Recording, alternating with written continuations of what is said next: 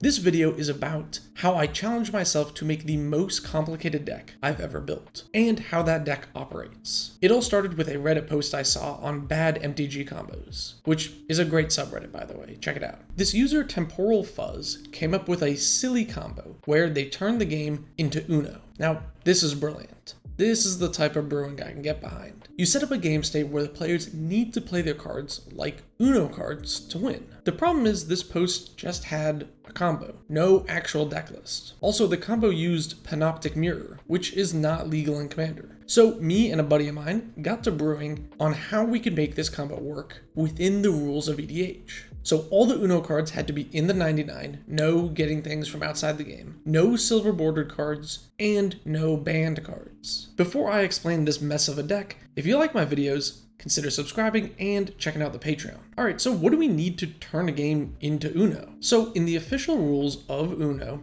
there is no stacking or doubling up of cards. You can only play one card a turn, but you can play any card of your choosing as long as it has a matching color, number, or symbol to the card at the top of the pile, or if it's a wild card. Then there are special cards, which skip turns, reverse the turn order, the wild cards like I mentioned, or things that draw cards which also skip players' turns. I'll show you how to set up the actual pile and how we can then add the special cards into the deck afterwards. So to make this deck work, we need to be in all 5 colors. And since this is a 35 card combo, we need to draw our entire deck, which makes Kenrith the obvious choice. Now we have the commander. For the mana base, there are no specific lands needed for the combo, so just build a functional 5-color mana base. I'm running a bunch of duels and fetches, but anything works as long as you can easily get your colors. In terms of ramp, this deck is mostly running only colorless artifact ramp. I'll explain why later, but for the most part, you don't want land ramp. Now, one of the artifacts does need to be something that can tap for any color, and that's any color by itself, not Felwar Stone. So the first thing this deck needs to do is make infinite mana. This can be done a number of ways. Dramatic Scepter is a really great option since we're going to need that for the Uno deck anyway. You can also use Deadeye Navigator loops. Deadeye Navigator also does double duty because it's a crucial part of the Uno pile. The Navigator can blink itself to pair up with another creature, which then you can blink that to use that creature's ETB as much as you want. With infinite mana, you can essentially infinitely use any and all ETBs as much as you want, really. Once you have infinite mana, Kenrith will allow you to draw your entire deck, and importantly give your opponents infinite life. Now, if you're playing this against random players or even your friends, you might have to explain that you're not planning on winning here, even though you very much could. Now that you have all your cards in hand and everyone has infinite life, to make the game of Uno, everyone needs to draw from the same Uno deck, which means we need to remove all of the non-Uno cards from the game. So if you didn't use the Scepter combo to get infinite mana, you should cast the Scepter and put the reversal under it now. Then use Copy Artifact to make another Scepter with a Shock underneath it. Then use Copy Enchantment to make another Scepter with Pull from Eternity under it. Dump all your mana rocks. So now we have infinite mana, infinite shocks if needed, which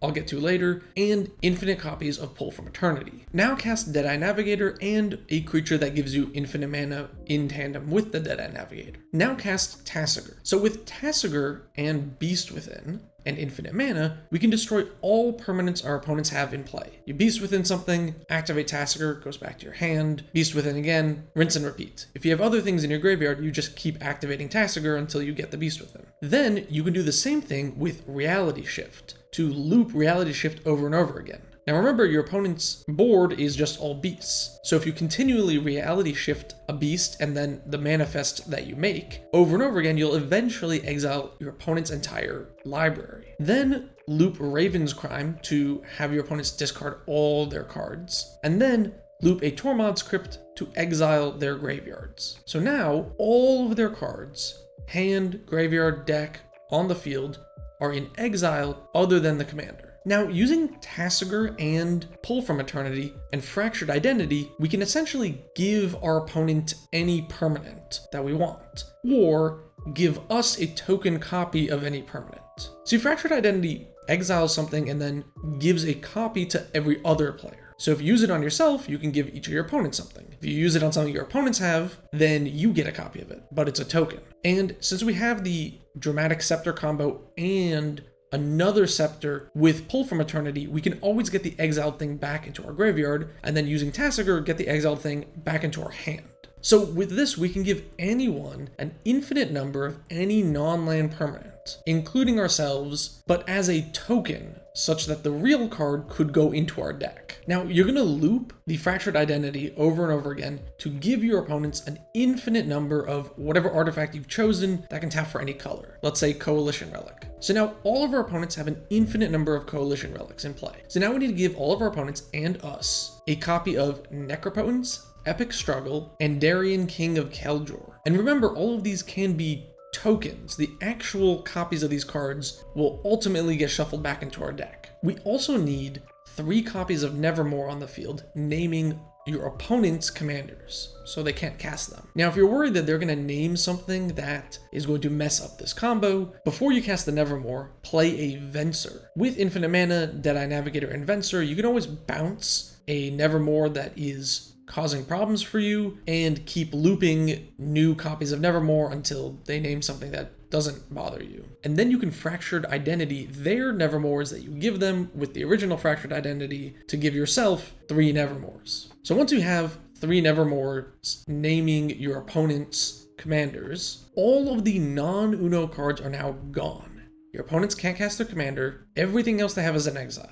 There's only one deck left in play, and that's yours, which will be the Uno deck. Now, we also need a Medamai the Ageless, equipped with an Assault Suit and a Sixth Sense and an Oblivion Crown. Using the Fractured Identity trick, you can also make all of these tokens as well, other than the Assault Suit. You don't want the Assault Suit to actually be in the Uno deck, and I'll explain why later. And we only need 1 of this pile in play, and it can be on your side of the field. You also need a copy of Angelic Arbiter, but that can be a token. You can have the real one shuffled into the deck. You also need to cast Shared Fate. Again, it can be a token. Now cast Teferi Time Raveler and Vidalcan Orrery. These don't need to be non-tokens, but I would leave them as real cards. Alright, now onto the other cards that need to be physical non-token cards, which have to be blinked to set up the Uno pile. Deadeye Navigator, Peregrine Drake, or Palancron, Venser, Loaming Shaman, Thought Prison, and Skilled Animator. When you cast the Thought Prison,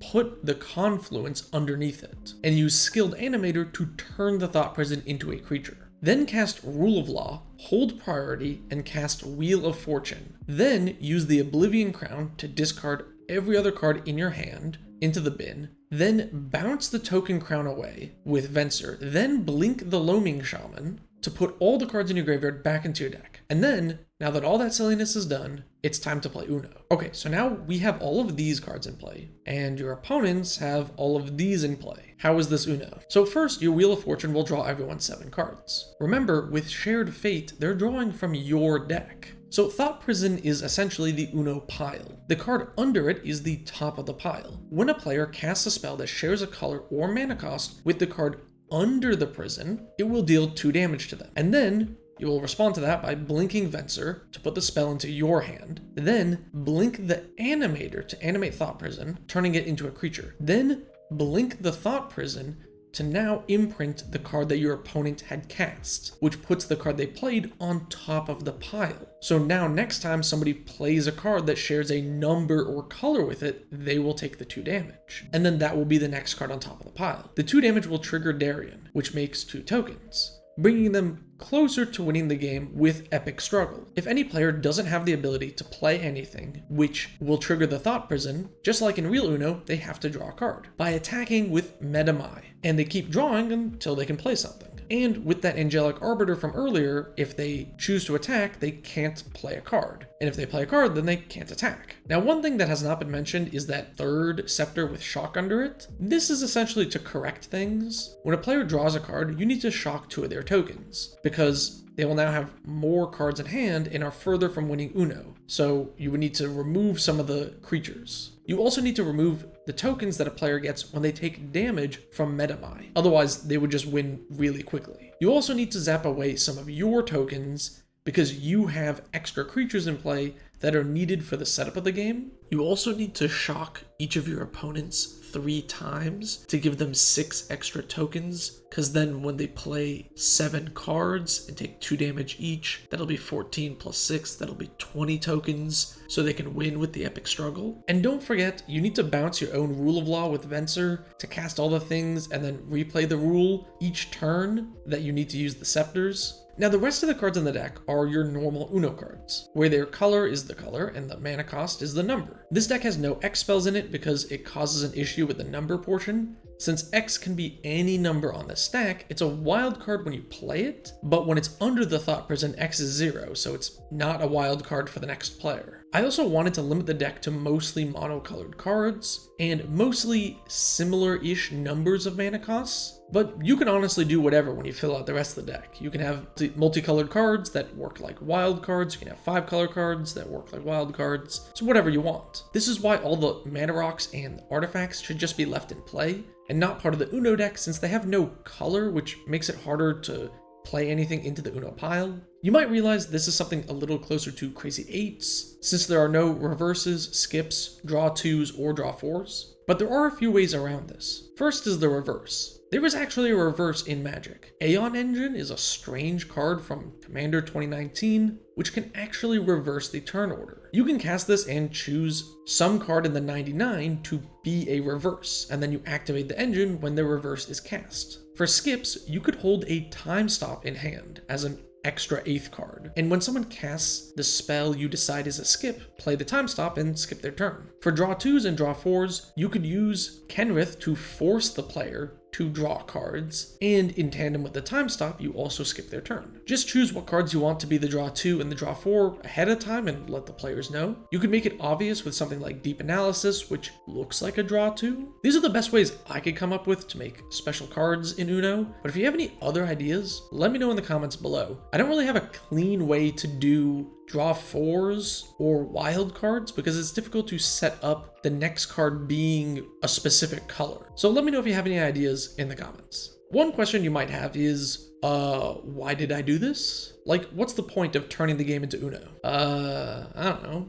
It funny? The point is, how could I optimize this mess of an idea into a real deck that I could play? On the Spike Timmy Johnny scale, I lean pretty heavy into Johnny. I like making decks that do interesting things.